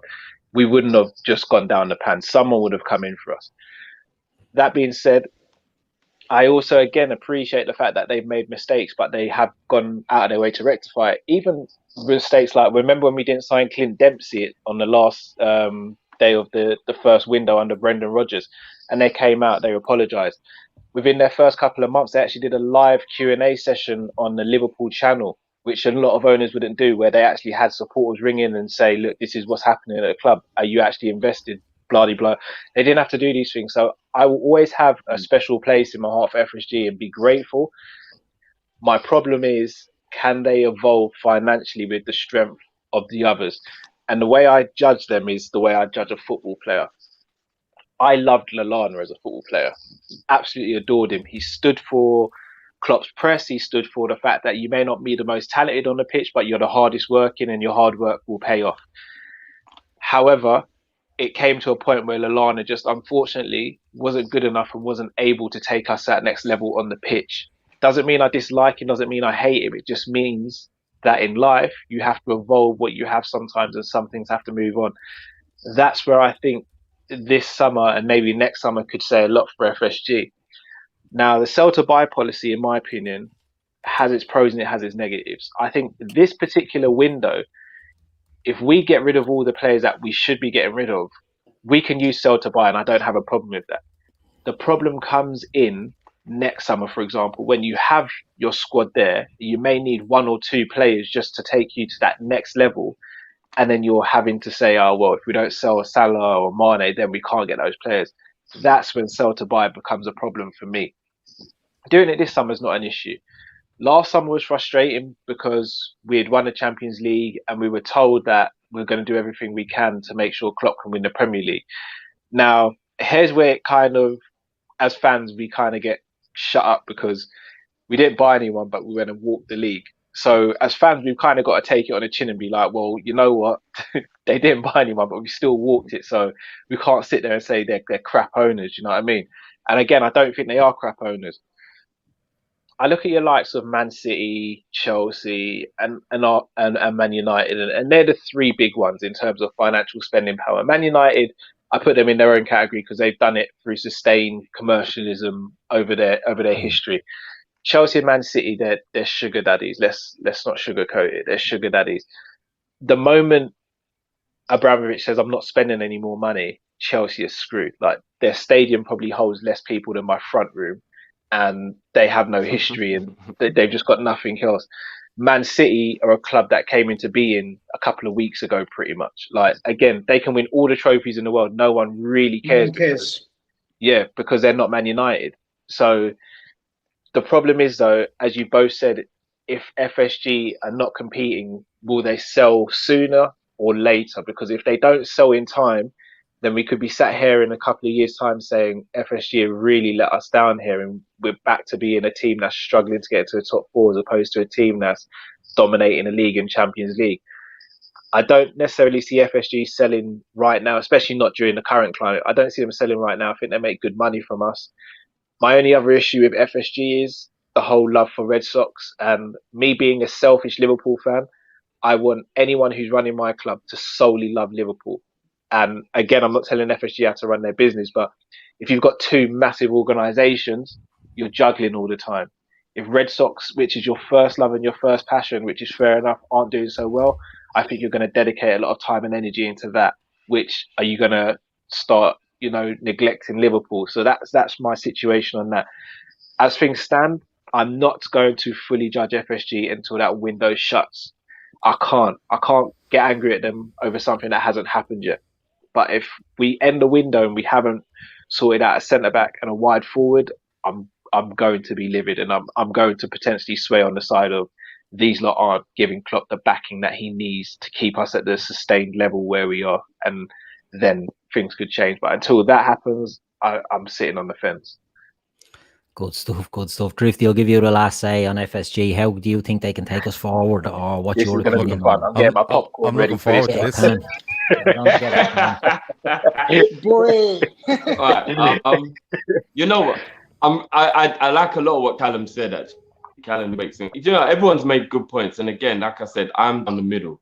I'm not FSG in. I'm not FSG out. I'm FSG spend some fucking money. That's the camp that I sit in.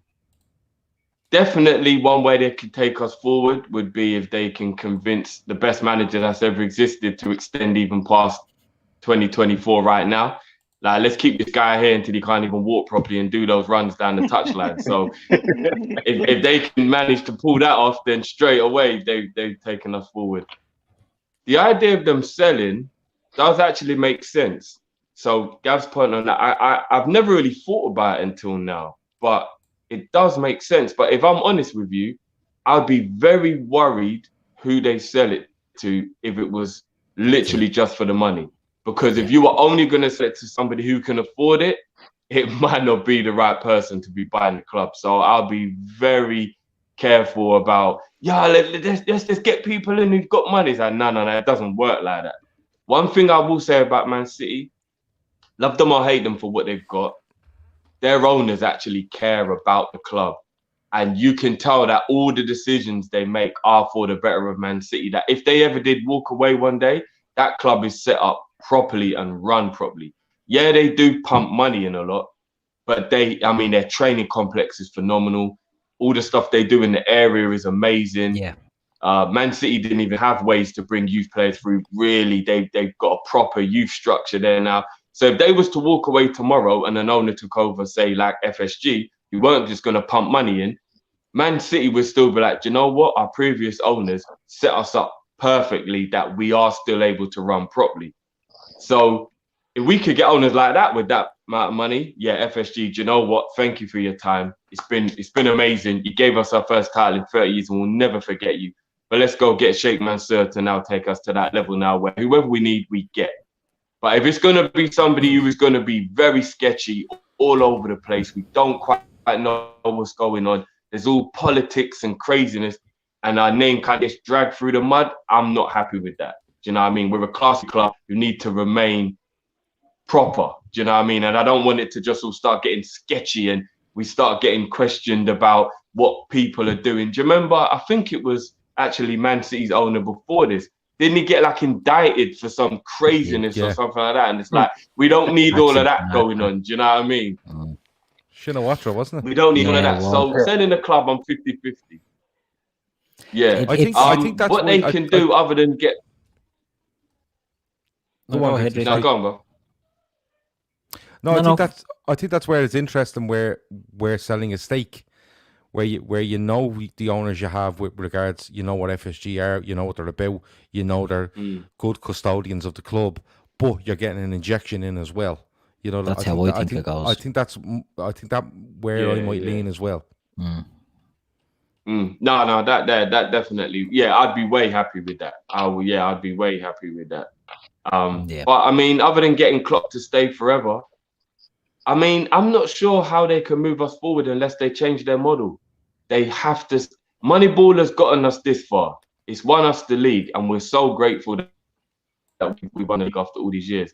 But if a Timo Werner or a Thiago becomes available, you have to tweak it. I've said it on our channel so many times. Every now and again, you need to show us you love us. It can't always be the perfect business model. It can't always be, we've made profit here and this made sense and that made sense. They're still worth over 2 billion. You know, as a company, regardless of which way you want to look at it, they've got money. Every now and again, spoil us. Every now and again, just dip into your pocket, pull a little bit of money out of your own pocket and go, this is why we love you. This is to prove that we aren't just owners trying to make money off you and run you as a business, which Callum has said so many times on our channel, we shouldn't be ran as. Football has a business element.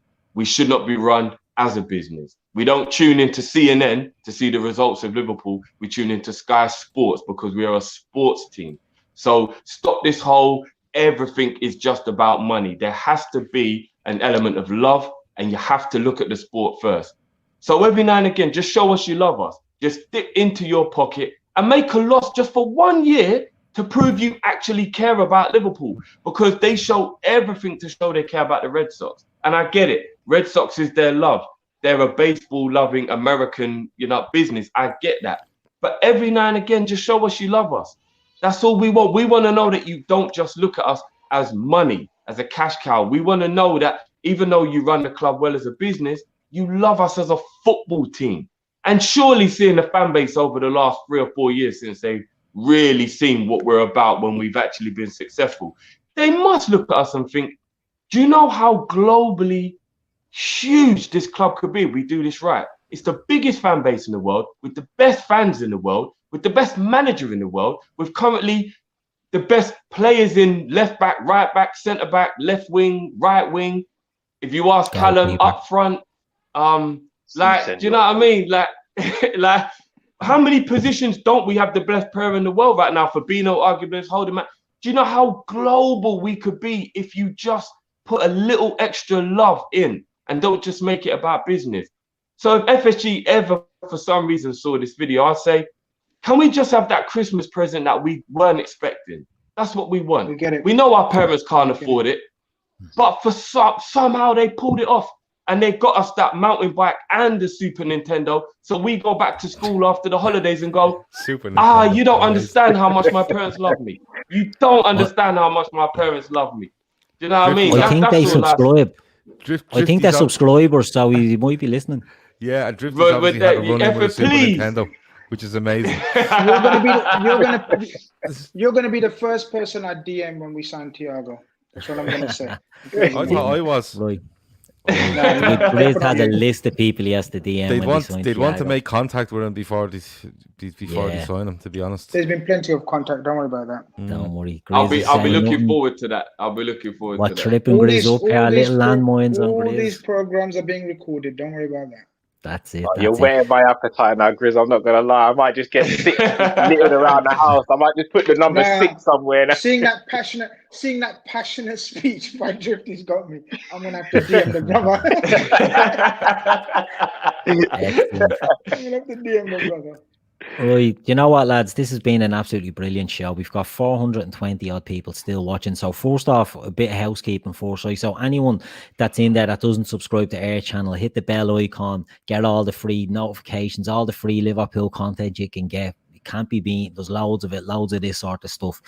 Second, if you don't watch the Kop-ish YouTube channel, get on and subscribe to that because their work is excellent as well. And it's been just a top show tonight. It's been brilliant debate back and forth.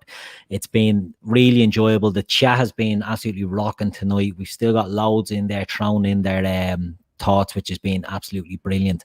So it's just been a great little show. It's been great to get the lads on. Gav, I want to just touch on the predictor race. How's that been going? It's flying. I'm actually getting a bit worried that I've taken this on myself to collate all the bits. Yeah, it's very simple. Listen, we have a YouTube. Obviously, we have a YouTube channel. We're on YouTube now. What are you talking about, Gav? We have a YouTube video on our channel called Predictor Race. You go in there. It's about 6 or 7 minutes long. I tell you exactly how it works. In the description is the 50 questions you have to answer. You literally take them, answer them, and send them to the email that's in the description. There's 50 questions. There's going to be one winner. We're working daily on getting more prizes. We have got a few people on board, and sometime next week we'll announce who we have. But we have some really good, really nice people that look after us on board, and we're going to work on more. And as well as that, of course, them subscribers, if they keep going and they get to 3,000, we give away the new Liverpool jersey with all the badges and the numbers and all that sort of messing. And quality. Choosing the winner involves me and a big bucket of golf balls, which should be good. Excellent stuff. So that's what we have to look forward to. So look, we're going to finish up there. Drifty, thanks very much for giving us the time to come on and chat about Liverpool. It's been a pleasure having you. Oh, it's been a pleasure being on, man. I hope this isn't the last time we collab, man. It won't be. It's been amazing. Definitely won't. Definitely won't. And Callum, the same to yourself. I know we've had you a few times and it's always a pleasure and it's always a good show when you're on. So again, thanks very much for joining us tonight. No, absolute pleasure is all mine. Like, you guys are one of the channels I really look forward to coming on. Not saying that I don't like the other channels if you invite me. That's exactly what you're saying, Callum. Fair play. Yeah. Let me just zip it. It's a late night. Let me zip it. Thank you for having me, guys. That was brilliant. Yeah, we'll edit that. Yeah, we get that put on a mug for one of the prizes for the predictor race.